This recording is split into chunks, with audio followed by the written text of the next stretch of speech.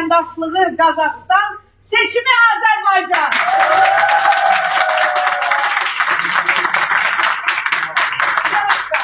Sizə də çox təşəkkür edirəm ki, elə araşdırıb, həqiqətən də harada kimi sevindirəcəyinizi bildirərək bura gəlmişsiniz.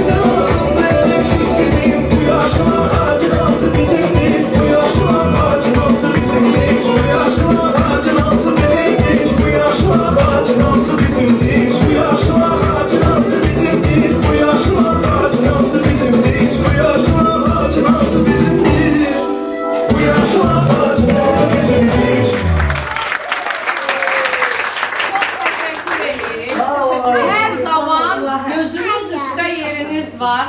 Burada sizin bacılarınız, burada sizi gözləyəcək analarınız var.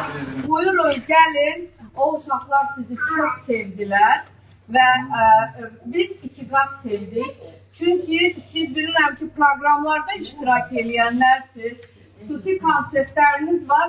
Amma siz hər şeyi bir kənara qoyub, bir uşaq müəssisəsini seçmişsiniz. Və sabah bayramdır. Siz indidən gəldiniz, onların bayram əhval-ruhiyyəsini daha da qaldırdınız. Allah Teala sizin həyatınızı daima bayramlı eləsin. Komandamıza təşəkkür eləyirəm. Çox gözəl bir ekibiniz var. Davamlı olaraq belə də davam eləyin. Eşq olsun. Azərbaycan hər zaman qonaqpərvər. Azərbaycanda başqa millət deyilən bir şey yoxdur. Burada hamı birdir, hamı bir-birini sevir. Biz olduqca həddən artıq çox millətlərə sahib olan bir dövlətik. Ona görə bu dövlətdə hər birimizin yeri olduğu kimi sizi də burada görməkdən qürur duyuruq. Milliyyəti Özbək, vətəndaşlığı Qazaxıstan, seçimi Azərbaycan.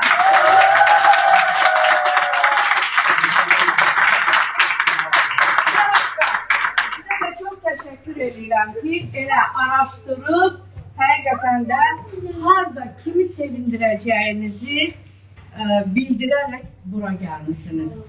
İlk gəlişiniz son gəlişiniz olmasın. Mütləq deyil ki, siz burada gəlib konsert proqramı verəsiniz.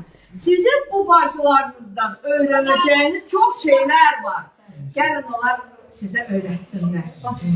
Gəlin gözümüz üstə yeriniz var. Biz də sizə təşəkkür edirik ki, bizə qapınızı açdınız. Biz də sizdən fəxr edirik ki, Azərbaycanda belə gözəl xanımlarımız var. Hər zaman var olasın. Bayramınız mübarək olsun. Bəli, bundan sonra belə. Biz birgə qayıtlar. İnşallah. Her zaman. Bizim burada indi 5 dəqiqə vaxtınızı alacaq. Deyəcəm, Elmira müəllimə qaldırsın. Burada bizim bir uşaq TV'miz də var. Ve oranı da görün. Ondan sonra yolunuza devam edersiniz.